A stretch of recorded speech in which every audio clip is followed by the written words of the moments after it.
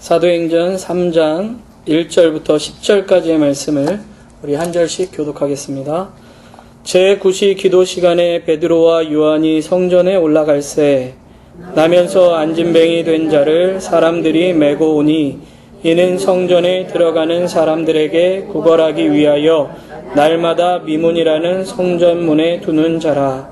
그가 베드로와 요한이 성전에 들어가려 함을 보고 구걸하거늘 베드로가 요한으로 더불어 주목하여 가로되 우리를 보라 하니 그가 저희에게 무엇을 얻을까 하여 바라보거늘 베드로가 가로되 은과 금은 내게 없거니와 내게 있는 것으로 내게 주노니 곧 나사렛 예수 그리스도의 이름으로 걸으라 하고 오른손을 잡아 일으키니 발과 발목이 곧 힘을 얻고 뛰어 서서 걸으며 그들과 함께 성전으로 들어가면서 걷기도 하고 뛰기도 하며 하나님을 찬미하니 모든 백성이 그 걷는 것과 및 하나님을 찬미함을 보고 그 본래 성전 미문에 앉아 구걸하던 사람인 줄 알고 그의 당한 일을 인하여 심히 귀히 여기며 놀라니라.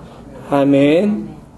이제 하나님 말씀 듣기 원합니다. 하나님 주의 말씀으로 우리를 깨우쳐 주시고 하나님의 말씀 온전히 붙잡으며 주의 말씀 따라 살아갈 수 있도록 주여 우리와 함께하여 주시옵소서. 예수님의 이름으로 기도합니다. 아멘. 유튜브에서 아주 유명한 이 동영상이 하나가 있어요. 미국 사람에 대한 동영상인데 이 아버지의 이름이 딕이고 아들의 이름이 릭인데 아들이 태어날 때 이 탯줄에 목이 감겨가지고 호흡을 못해서 전신장애를 입게 돼요.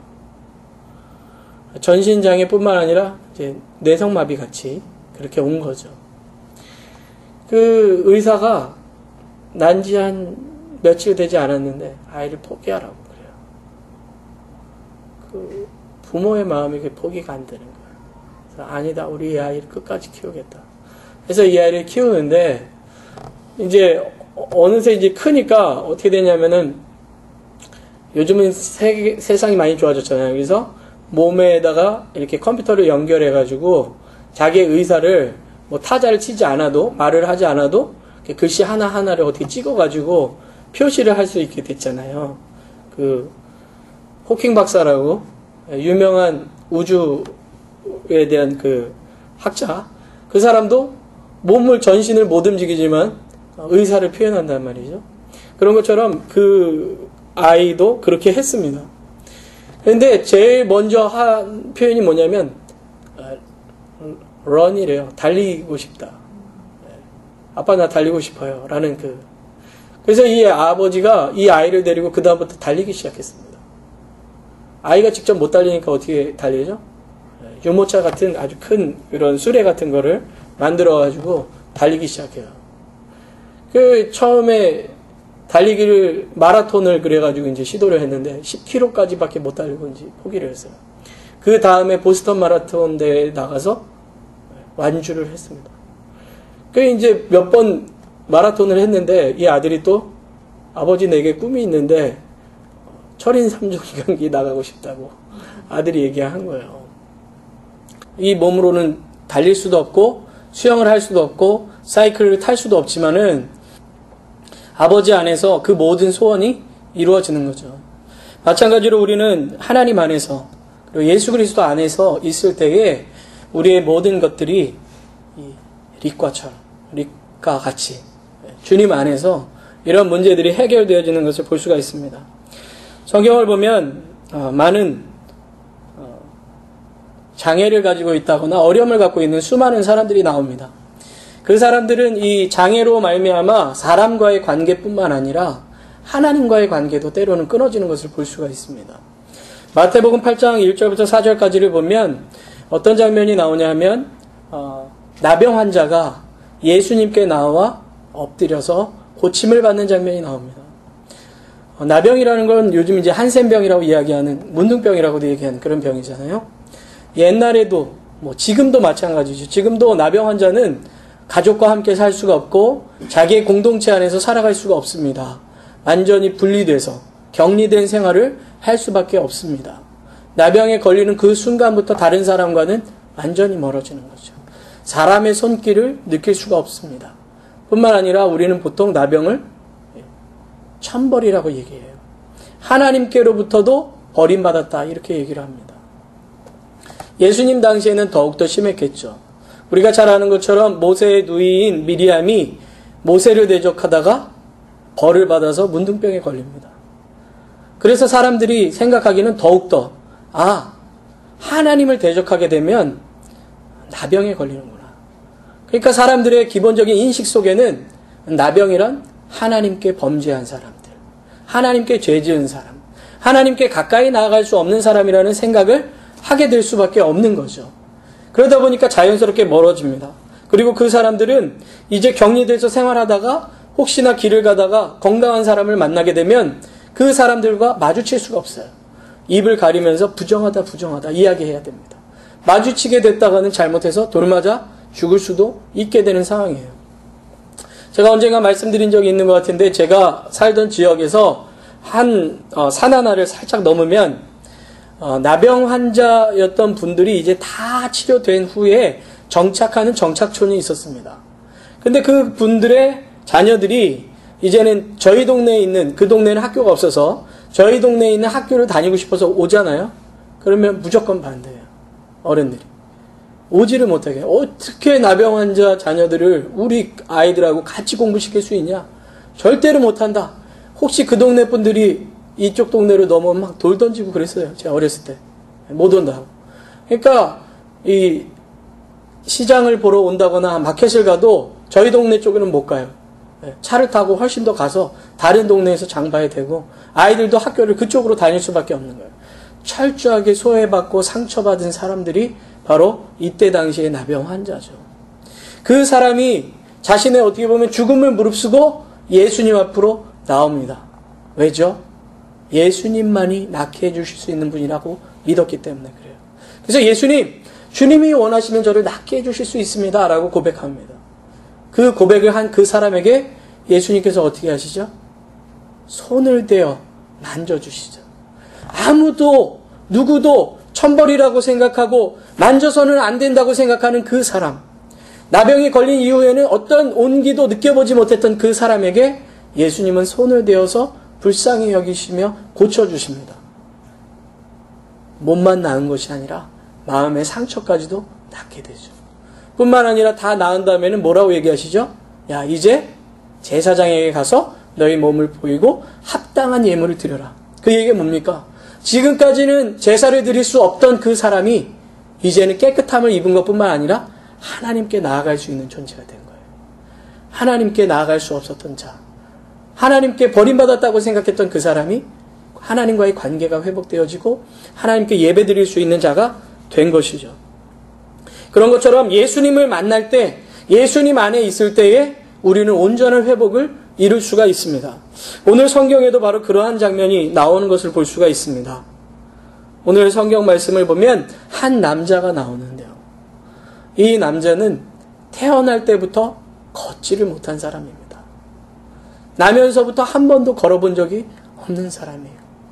자기의 발목과 다리에 힘이 들어간다는 걸 느껴본 적이 없던 사람입니다. 그 사람이 이제는 성장해서 할 게 없으니까 그를 아는 사람들이 동냥할 수 있도록 그를 들어다가 성전 미문이라는 곳에 앉혀둡니다. 왜 그곳에 누웠을까요? 사람이 제일 많이 다니는 곳이니까. 사람이 가장 빈번하게 다니는 곳이니까 그렇죠. 제가 이제 경기도 남양주라는 동네를 살았는데 저희가 이제 서울을 나가려면 거쳐야 되는 곳이 꼭 있었어요. 청량리역입니다. 그래서 저희가 이제 동네에서 버스를 타면 1시간을 달려가면 청량리라는 그 역에 딱 도착을 해요. 버스가. 그러면은 거기에 가면 어찌나 수많은 종류의 거지분들이 계신지를 몰라요. 네. 팔이 없으신 분도 있고 다리가 없으신 분도 있고 시각장애이신 분들도 있고 애들을 데리고 와서 옆에 앉혀 있는 분들도 계시고 하여튼 가장 불쌍한 모습으로 사람들에게 동냥을 합니다. 그리고 가장 사람들이 많이 다닐 만한 곳, 그러니까 기차표를 끊으러 올라가는 곳이라든지 아니면은 전철 타러 내려가는 곳이라든지 어떤 가게 앞이라든지 그 앞에 그 사람들이 늘 몰려 있어요. 이 사람도 그래서 사람들이 가장 많이 성전으로 들어갈 수 있는 그 입구에다가 딱 이 사람을 데려다 놓는 거예요. 그러니까 이 사람은 늘 성전까지는 오지만은 그 모든 목적이 하나님을 예배하기 위해서라기보다는 어떻게든 하루라도 벌어먹고 싶은 마음에 그곳에 남겨지게 되는 거죠.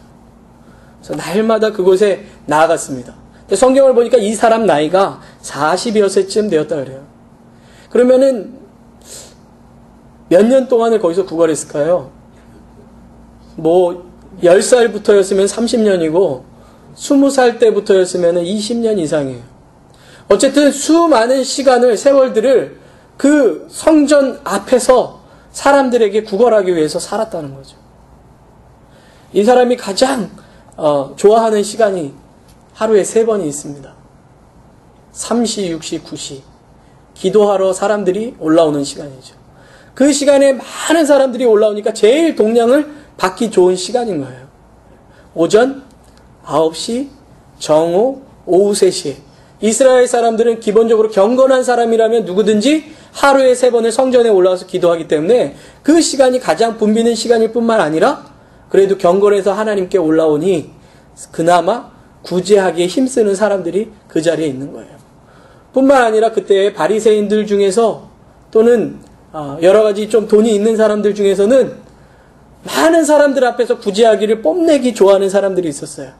그러니까 그 시간에 사람들이 많이 붐비고 또 기도하러 많이 오니까 그걸 뽐내기 위해서 거지들에게 돈을 줄 때 그것을 받으면 많이 얻을 수 있잖아요. 그러니까 그 시간들이 너무나도 좋은 거예요. 그런데 바로 그 9시에 동량을 하고 있는데 어떤 두 사람이 올라옵니다. 그 사람이 올라오는 그 모습을 이 사람이 이렇게 보고 있다가 이제 아마 가장 불쌍하고 간절한 목소리로 이 사람들에게 아마 얘기했을 거예요. 제가 경험했던 가장 불쌍해 보이는 사람은 고개를 드는 사람이 아니에요. 고개를 못 들고 있는 사람이에요. 고개 푹 수그리고 완전히 무릎 꿇고 그 절하는 것처럼 딱 엎드려가지고 머리 위에다가 손 이렇게 딱 얹고 있는 사람. 정말 불쌍해 보이거든요.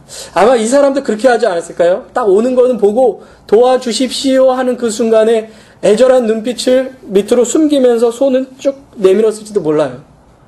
그렇게 딱 하고 있을 때에 이 베드로와 요한이 그 사람을 주목해서 보기 시작합니다. 여기서 주목해서 봤다라는 표현은 그냥 봤다라는 표현이 아니에요. 제가 지난번에 한번 말씀드렸는데 예수님께서 승천하실 때에 제자들이 예수님을 승천하시는 모습을 봅니다. 그때 보다라는 표현하고 여기 주목하다라는 단어가 아주 똑같은 단어예요. 관찰하다. 우리말로 보면 뚫어지게 쳐다보다. 그러니까 그 사람을 동냥하는데 평소 같으면 수많은 거지들이 있었을 거 아닙니까? 그리고 그 자리를 몇 번 왔다 갔다 했겠어요. 계속 아마 예수님이 부활하신 이후에, 승천하신 이후에 예루살렘으로 내려와서 늘 기도하러 올라갔다가 내려갔다 했을 거예요. 그러면서도 그날따라 그 사람을, 자기를 향해서 동냥하는 그 사람을 주목해서 본 거예요. 뚫어지도록 관찰하면서 본 거예요. 그리고 나서 그 사람에게 우리를 보라고 이야기하는 거예요. 그러더니 뭐라고 얘기하냐면 은과 금은 내게 없거니와. 지금 뭐 달라고 손 내밀고 있는데요. 은과 금을 달라고 손을 내밀고 있는데 나를 보라 그러더니 그럼 뭔가 주나 보다. 이렇게 생각했는데 은과 금은 내게 없거니와 나에게 있는 것으로 너에게 주겠다. 이렇게 얘기해요. 그러면 이 사람이 은과 금이 없으면 뭘 줄까? 옷이라도 줄까? 그렇게 생각할 수 있잖아요. 그런데 갑자기 이 사람의 손을 붙잡더니 내가 나사렛 예수 그리스도의 이름으로 일어나 걸으라고 이야기하면서 그 사람의 손을 잡고 일으키는 거예요. 지금까지 그 누가 나면서부터 안진뱅이 된 사람의 손을 잡고 일어나 보세요라고 얘기했겠어요. 뒤에 나오지만 이 사람이 얼마나 오랫동안 거기에 있었는지 아주 유명한 사람인 거예요. 쉽게 말해서. 성전 미문계의 거지 중에 알려진 유명한 사람인 거예요. 그 사람에게 누가 손잡아서 일으킬 생각을 했겠어요. 미친 짓이나 다름없잖아요. 그렇게 생각할 수 있는 것들을 사도 베드로가 그 사람의 손을 잡고 예수 그리스도의 이름을 그에게 전하면서 손을 잡고 일으킬 때 어떻게 됐습니까? 성경의 말씀 보니까 발과 발목에 곧 힘을 얻고 뛰어서서라는 표현은 뭐냐면 뛰어서 일어났다는 표현이에요. 이 사람이 일어나십시오 그랬더니 아이고 못 일어나는데 이러면서 일어난 게 아니라 딱 잡고 일으키는 그 순간 발과 발목에 자기가 평생도록 힘이 들어간 적이 없다고 느꼈던 그 다리에 힘이 들어감을 느끼면서 자기도 모르는 순간 뛰쳐 일어난 거예요. 점프해서. 네? 여러분 다리 다쳐보신 적 있으세요? 저는 다리 다쳐본 적이 한 번 있는데 농구하다가 이렇게 딱 슛을 딱 하고 떨어졌는데 이게 발목을 접질린 거예요. 그래서 이렇게 탁 돌아가가지고 인대가 늘어나서 한 3개월 동안을 기부스를 했어요. 반기부스를. 통기부스가 아니라. 근데 이거를 딱 하고 나서 나중에 풀르는데요. 저는 잘 걸을 수 있을 거라고 믿었거든요. 제 자신이. 다리에 힘이 하나도 없으면서 갑자기 푹 쓰러지는 거예요. 한쪽 발로. 이게 참 희한한 게 담요가 이렇게 있는데요. 여기가 이렇게 약간 층이 있는데 그거 밟고도 넘어지더라고요. 발목에 힘이 없으니까요. 네, 발을 한번 접질려가지고 안 쓰니까. 40년 동안을 다리를 안 썼다고 생각해보세요. 다리 불편하신 분들 많이 보시면 아시겠지만 다리를 안 쓰면 안 쓸수록 다리의 근력이 없어지면서 살이 빠져나갑니다. 그래서 살이 굉장히 말라 보이고 다리도 굉장히 힘없어 보여요. 40년 동안 그랬으니 어찌나 그 다리에 힘이 없어 보였겠습니까? 그런데 그 사람이 예수 그리스도의 이름으로 그 사람에게 명하여 일으킬 때에 지금까지 없었던 그 힘이 생기면서 벌떡 일어나게 된 거예요. 그러더니 이 사람이 어디를 향해서 들어가기 시작합니까? 성전으로 들어가는 거예요. 그 전까지는 뭐 하러 갔는데? 맨날 구걸하러 들어갔거든요. 제사를 드리러 들어갈 수가 없었어요. 왜냐하면 부정한 자들은요, 그 유대인의 이스라엘의 뜰이라는 그 뜰로 들어갈 수가 없어요. 성전에 여러 뜰이 있거든요. 뭐 이방인의 뜰이 있고 여인들의 뜰이 있고 그 다음에 이스라엘의 뜰이 있고 제사장의 뜰이 있고 뭐 이런 식으로 뜰이 있는데 거기도 다 들어갈 수 있는 단계가 있어요. 이방인은 이방인의 뜰 이상 들어갈 수가 없어요. 유대인 여인들도 그 여인의 뜰 이상을 넘어가면 안 돼요. 장애인들은 못 들어가요. 제사를 드릴 수가 없다고. 뜰은 밟을 수 있을지 모르겠지만 이스라엘의 뜰로 들어갈 수 없고 제물을 바칠 수가 없어요. 부정하다고 해서. 한 번도 자기가 태어나면서부터 다리에 장애가 있었기 때문에 한 번도 그것을 하지 못했던 그 사람이 예수 그리스도 이름 안에서 일어나게 된 후에 성전을 향해 들어가게 된 거예요.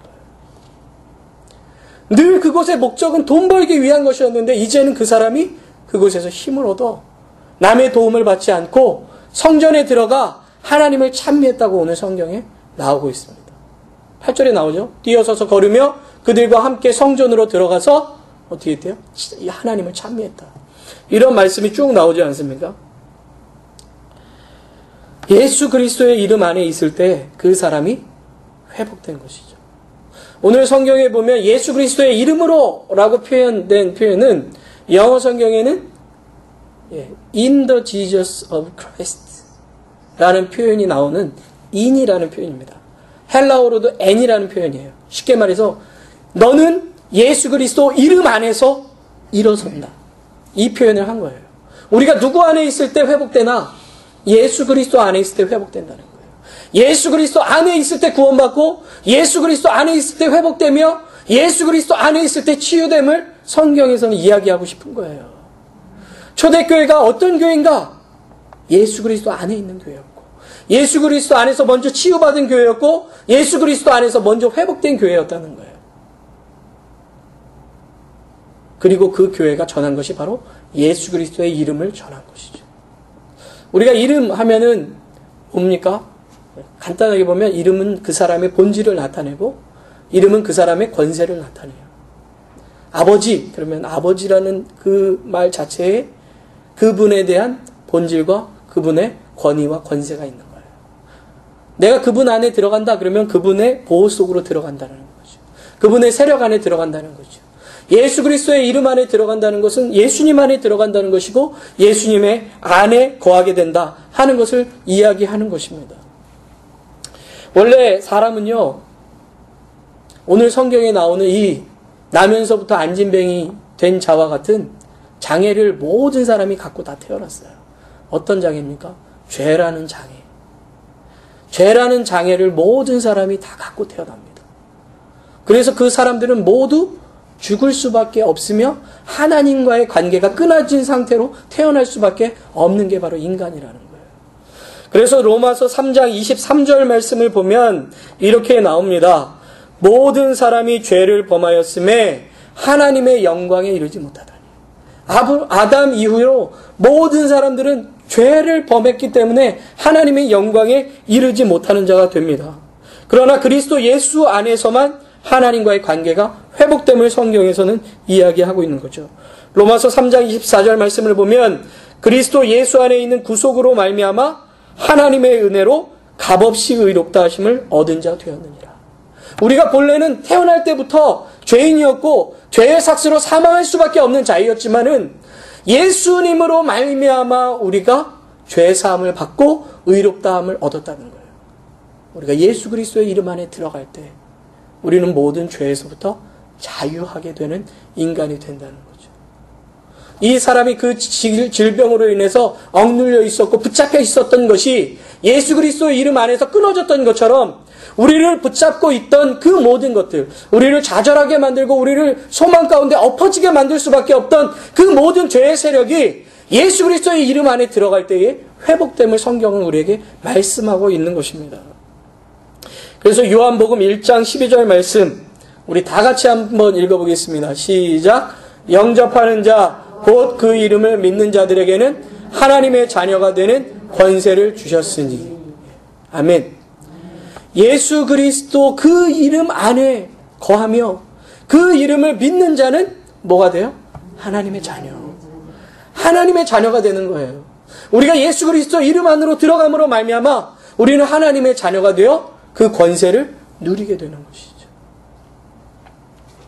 오늘 성전에 들어가지 못했던 이 남자가 예수 그리스도 안에서 자유함을 얻고 하나님의 자녀답게 하나님의 성전에 들어갔던 것처럼 우리는 예수 그리스도의 이름 안에서 회복되며 그분의 자녀로서 이제는 살아갈 수 있게 됨을 성경은 우리에게 보여주고 있는 것이죠. 뿐만 아니라 우리가 예수 그리스도 이름 안에 거할 때에 예수님께서는 우리에게 성령을 보내주시고 우리의 기도에 응답해 주십니다. 우리가 예수님의 이름으로 기도할 때에 예수님께서는 우리의 기도에 응답해 주시겠다고 약속해 주신 거예요. 요한복음 14장 26절 말씀을 보면 이렇게 나옵니다. 보혜사 곧 아버지께서 내 이름으로 보내실 성령 그가 너희에게 모든 것을 가르치시고 내가 너희에게 말한 모든 것을 생각나게 하시리라. 아멘. 우리가 예수 그리스도 이름 안에 있을 때 예수 그리스도 이름 안에 성령께서 오셔서 우리로 하여금 주님을 알게 하시며 주님을 깨닫게 하시며 주님과 함께 동행하는 삶을 살아갈 수 있게 해주신다는 거예요. 뿐만 아니라 요한복음 14장 14절에 이렇게 기록되어 있습니다.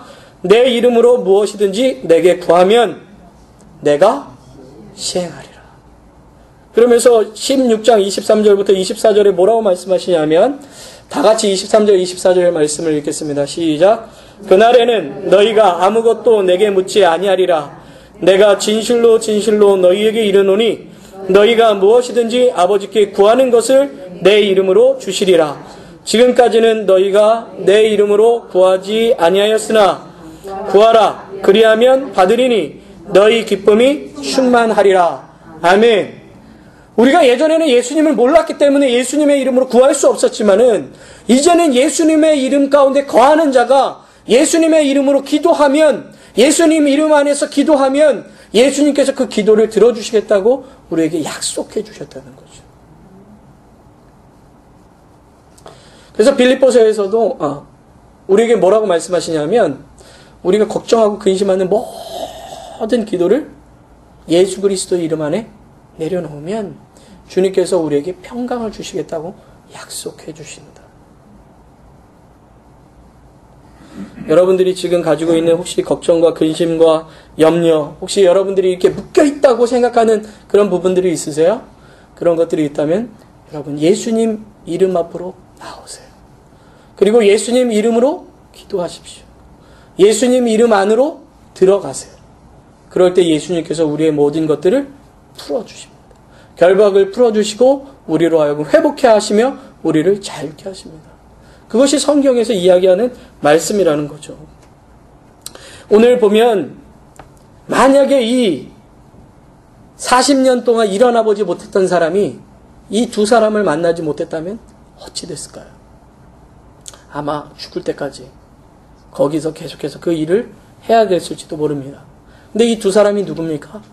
베드로와 요한이라고 얘기합니다. 베드로와 요한은 어떤 사람들이죠? 이 사람보다 먼저 예수님을 만난 사람이며 예수 그리스도 이름 안으로 들어온 자이며 예수 그리스도 이름 안에서 치유된 자들이에요. 예수님을 버렸던 그 사람들에게 예수님께서 찾아오셔서 예수님께서 다시 회복해 하심으로 말미암아 사도의 직분을 감당한 자들입니다. 그들도 이 사람처럼 때로는 일어나기 힘든 그런 순간이 있었지만 예수님께서 직접 오셔서 그들의 손을 붙잡아 주셨기에 다시 일어난 경험을 했던 거예요. 그렇기 때문에 그날 자신들이 평소에는 지나갔던 그 한 사람을 주목하여 보고 예수님의 이름으로 그를 일으킬 때에 그가 일어날 수가 있었던 거죠. 예수님을 먼저 만나서 그분 안에서 치유된 자, 그를 통해서 또 다른 자가 일어나게 되는 사건이 바로 오늘 우리에게 보여주시는 하나님의 말씀입니다. 여러분, 예수님을 안 믿는 사람, 예수님을 모르는 사람이 어떻게 자신의 죄와 허물과 눌려있는 것으로부터 자유케 됩니까? 예수 그리스도를 먼저 믿고 그 안에서 회복을 경험한 자가 그들에게 예수 그리스도를 전할 때에 비로소 그들이 자유케 됩니다. 그것을 오늘 성경이 우리에게 이야기해 주는 거예요. 초대교회가 시작하면서 어떤 교회인가를 지난주에 우리가 함께 보았습니다. 그 교회의 첫 번째 이적이 무엇이었느냐? 평생을 눌러 앉을 수밖에 없고 하나님께 나아갈 수 없는 자가 예수 그리스도의 이름 안에서 자유케 되는 사건이에요. 누구를 통해서요? 예수 그리스도를 먼저 만나고 예수 그리스도 안에서 먼저 회복된 자를 통해서 나타나는 거죠. 교회는 어떤 공동체입니까? 예수 그리스도를 주라 시인하는 공동체입니다. 이 공동체에서 예수님을 만난 자들이 예수님을 만나지 못한 자들에게 복음을 전할 때에 비로소 이러한 놀라운 역사가 일어나게 됨을, 교회의 목적이 무엇인가, 교회의 사명이 무엇인가, 교회가 앞으로 해야 될 것이 무엇인가를 보여주는 말씀이 바로 오늘 우리에게 주신 말씀입니다. 먼저 주님을 만나고 치유된 우리가 아직 예수님을 못 만난 자들에게 손잡아 일으켜주는 것, 그것이 바로 교회의 사명이라는 거죠. 저는 우리 교회가 그러한 사명을 감당할 수 있게 되기를 바랍니다. 베드로와 요한과 같이 먼저 예수님을 통해서 회복된 우리가 아직 예수님을 만나지 못한 자들을 향해서 손을 내밀어 줄 수 있는 그런 교회, 그들에게 예수 그리스도의 이름 안으로 들어올 수 있도록 예수 그리스도를 전하는 교회, 그 교회가 우리의 교회가 되기를 주님의 이름으로 축원합니다. 기도하겠습니다. 참 좋으신 하나님 아버지, 감사합니다. 평생을 질병으로 묶여 있었고 하나님께 나아갈 수 없었던 자가 예수 그리스도를 그 마음에 품은 사람들을 통해서 하나님 예수 그리스도의 소식을 듣게 되고 그 예수 그리스도의 이름의 능력으로 말미암아 자유케 됨을 오늘 성경은 우리에게 말씀하고 계십니다. 주님, 우리 성도들 한 사람 한 사람이 베드로와 요한과 같이 예수님을 먼저 만난 자로 예수님을 전하는 자가 될 수 있도록 인도하여 주시고, 우리 주변에 아직 예수님을 만나지 못하고 예수님을 모르기에 절망할 수밖에 없는 자들이 있다면 그들의 손을 붙잡아 예수님의 이름을 전하고 그들을 일으킬 수 있는 우리 모두가 될 수 있도록 인도하여 주시옵소서. 예수님의 이름으로 기도합니다. 아멘.